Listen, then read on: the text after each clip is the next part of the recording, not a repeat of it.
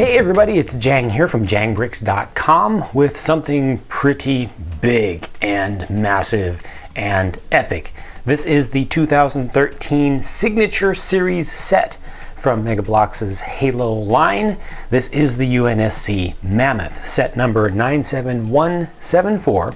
It comes with 2,030 pieces and costs $180 in the United States. The set features 4 minifigs and what I believe is the largest land-based vehicle Bloks has ever made. For sake of comparison, here is a Warthog, and that's actually a little bit closer to the camera than the Mammoth is, so this actually should look a little bit smaller. It's still nowhere near minifig scale though, proper minifig scale, because if you were to make a Mammoth with humans being this height here, the Mammoth would be off the screen completely.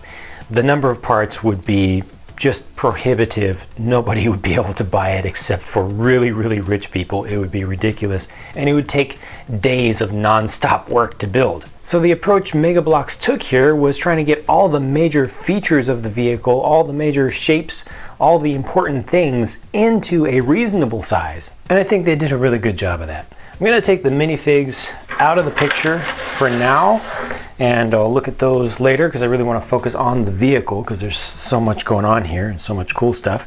So most important features, of course, they've got the wheelbase with the 6 wheels. They've got the very large command deck up front with the green windows. They've got the 2 rocket launchers that can be manned by minifigs. It's your standard style rocket launchers, just like you would see on the back of rocket hogs that they've done in the past. And of course, you've got the all-important Mac cannon, the big gun on the back of this thing that really is its signature item, its signature feature. One of the largest mobile, most powerful mobile guns ever fielded by the UNSC. You see this thing rotates around and it also goes up and down. Again, not a perfect replica here. Some things I think could have been done a little bit differently in terms of the color choices, but it looks really good, and I'm actually happy with the choices that they made. They've got a good spread of small detail pieces used around the whole thing just to give it a proper amount of texture, to keep it from looking too boring or too uniform. They switched back and forth between silver, black, and this color.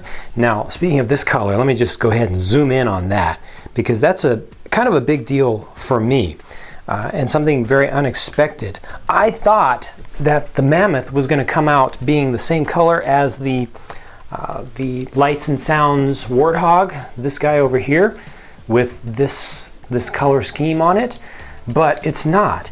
This is the slightly metallic color, kind of almost slightly greenish, yellowish kind of color with some rust color built in. As we saw with the EVA's Last Stand partial Warthog and the base of Battlescape 2. This is my favorite Bloks camo color, period, ever. So I was just really surprised to see that. That's a personal preference type of thing, but I was just really, like I said, just surprised when I opened up the package and saw that this was not going to be just a base kind of normal tan color with a little bit of camouflage in it. Now there are a number of decals, stickers used throughout the whole thing, but they're applied almost exclusively at the end, and most of them are large. They fit onto flat surfaces that are easy to get to, and they're very easy to apply. And they also add very much to the final look of the entire vehicle. I myself am not a fan of stickers. I'm not a fan of applying stickers to building sets, but I do feel that they can really, really help the look and the realism of a build if they're done right and if there aren't too many of them used. And I think that Bloks really got the balance just right with this set. Now I really like the look of this thing from the back. This is one of my favorite angles for this thing. because of the greebling or random parts of detail used here. Now, since I'm back here, I want to start to introduce you to the opening features. So this whole thing opens, and this thing is so large. I showed you the goshawk briefly there. This thing is so large that it actually can hold a warthog inside of it, which is another really key feature. That was one of the big deals of the in-game Mammoth, is that you could actually have, and launch a warthog from inside. You could actually do multiple, but with this one it will hold one, and I feel that's enough. Most folks here would show you that goshawk that I showed you briefly earlier, being the one that's included inside, because that's the one that Mega Bloks suggests that you put in there. Myself, I decided to go with this one, which I mentioned earlier. It's the warthog from EVA's Last Stand. I gave it its wheels and base, and you see it rolled right out of there. This is the one that uses the exact same marbling, the same camo as they've used here. So that's just a great match. So you see you had plenty of room to open up there. They also allow this thing to open up from the front. There's a little ramp here that will fold down. Now you can't actually drive a vehicle through there unless you have something really not very tall. Perhaps a mongoose. Yeah, mongoose will get in there. Now that one kind of gets caught. Mongoose gets through, Ghost does not, but being that it's a UNSC vehicle, it makes more sense to be able to hold to get a mongoose in there. So you can get a number of mongoose inside of this thing. And you also have opening ports on the side, little ramps for just pedestrian access. And you've got one of those on either side. But what say we go ahead and open this thing all the way up? This is very simple, very easy. Doesn't require any alignment, doesn't require being careful. You just open up the back and lift all that off, that entire section. It's very sturdy. It fits in there, fits back in there very easily. It doesn't, it just sets right there. So simple. Pulls right off, gives you access to the inside. Similarly, the front, all this here, just lifts right up. Very easy. And finally, this center section right here will also pop up, not including this little catwalk, but just this piece right here comes up. And now you can see how large this thing is on the inside. I'll just turn that around a little bit. Go ahead and bring the warthog back, so again you can see just how much space there is inside. That's actually right where it fits. There's still enough room, even with the warthog in there, you can still fit characters along the sides, and you can even go ahead and add a mongoose up in the front. I think you might even be able to fit two side by side, so you can carry multiple vehicles with this thing.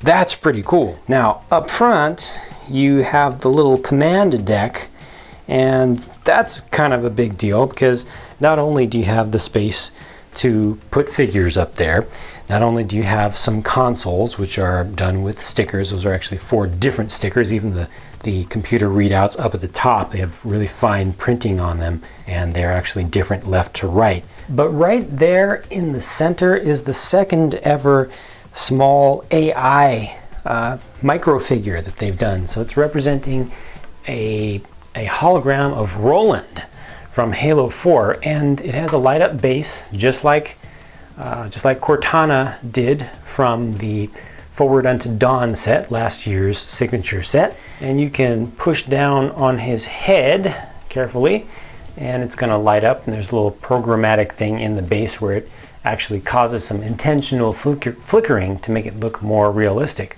I'll turn the lights down and let you see what that looks like with less light on it. Now, I don't know if this is intentional, but the light looks like it's a little bit farther off to the side than with the Cortana light up base. Also, it's the same color as the Cortana light up base.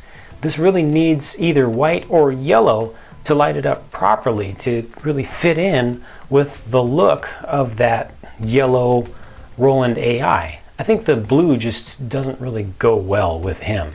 The last little things that I want to point out are that you have a handful of weapon depots, little spots where you can pick up weapons. Over here on the right hand side you've got a railgun and a saw in all black. And more importantly, on this side you've got a sniper rifle, also in all black. Would have been nice to have 2 sniper rifles vertical, just to have that realism from the actual campaign, but it's good that they did put in a sniper rifle because that is the most important weapon to pick up in this mission.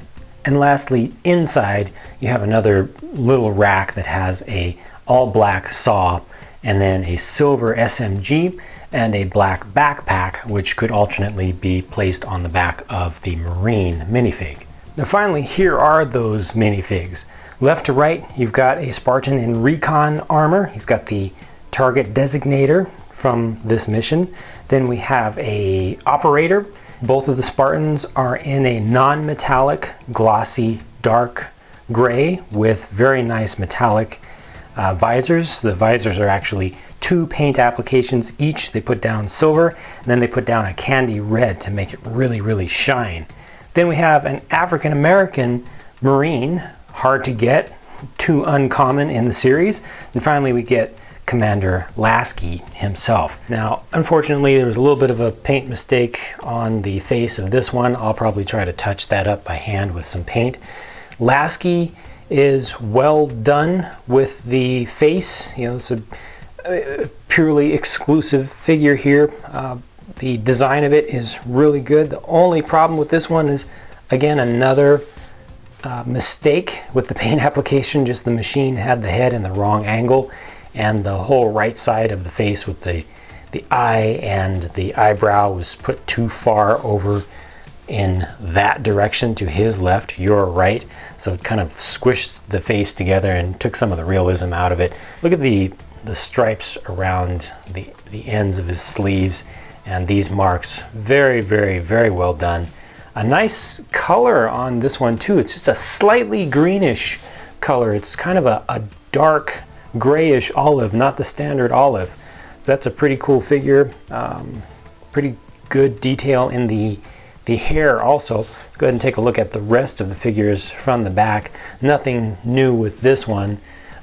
Both of these molds were also done earlier this year with other sets, but still very good looking, very well done, well presented. None of these have washes put over them that I frequently talk about to kind of make them look dirty, you know, make them look weathered, make them look more realistic, yet they still look good. The nice non-metallic dark gray color used for the Spartans really doesn't need a wash, you know, as long as you're not trying to make them look battle damaged. So that worked out quite well. And the Marine just looks like he just got his uniform on. He's probably the least realistic looking of them. But overall, I mean, I'm happy with these figures. Could have used more in the set, but I'm satisfied. There are only a couple things that I didn't like about this set, or that I wasn't especially happy about with this set. One is a really small detail, and you really have to look for it. You can see that gap right there. You see it's a little bit at an angle because the whole thing actually doesn't come down quite as far as it should. It's actually blocked by the tail light assembly back here on this side. When this comes down, it's a minor detail, just needs a slightly different build to allow that to come down just a little bit farther. Small little thing that bugs me a little bit. Just above that is another thing that is small, but it actually bugs me quite a lot. Not sure if you noticed this, but that piece right there is a different color. And that piece right there is also the different color. That's not the intent. That wasn't Mega Bloks' intent to have that color. It's supposed to be black. You're supposed to have 2 of these pieces. One goes here. Why didn't I put that on there? Because I didn't have the second one. I opened the box carefully, the boxes carefully, the bags carefully. I checked and got help rechecking all of the parts bags that were open, making sure that I didn't accidentally leave something behind. Checked my entire working area, which was kept very well organized while I was building this thing, and I was missing one of these parts. That's an absolutely miserable experience to go through many hours, basically most of a day, building a huge, huge, expensive set, only to find very near the end that you're missing a part that is visible. I often playfully refer to it as the Jangbricks Mega Bloks curse, always getting something that is malformed or missing, but the more it happens, the more frustrated I become with it. And to have that same issue with again, such a large and expensive set is a very, very bad experience for me. Mega Bloks will readily, no questions asked, replace any parts or give you parts that are missing from any set. You just go to their website, go to customer service, go to part replacement. You fill in the form. A week or two later, depending upon how weekends fall in there, you get the part or parts done. Doesn't matter how many were missing. It's an easy process, but it's a process that nobody should have to go through. And it's a process that, from what I've seen from using that form and watching the numbers go up with the ticket numbers, dozens, if not hundreds of people have to go through every single day. And I'm not happy about that. And I'm gonna just become less and less tolerant of that over time. Because like I said, this is a huge set. It's an incredible set. It's a great set. It's an exciting set. It's a well done set for how limited in size this thing really is compared to minifig scale.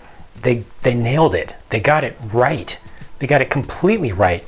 All the things that open up, the gun, the rocket turrets, the weapons placement, the figures, the windows, the ramps. It's just so much good stuff with just a very, very sour point right near the end with another missing part due to poor quality control and kit assemblers at the factory who just don't do their jobs well. So that's it for my honest and unbiased, straightforward thoughts about the UNSC Mammoth from Mega Bloks. If I could go back in time 3 times and do it again, I would definitely do it again. This thing is worth it. The value is there.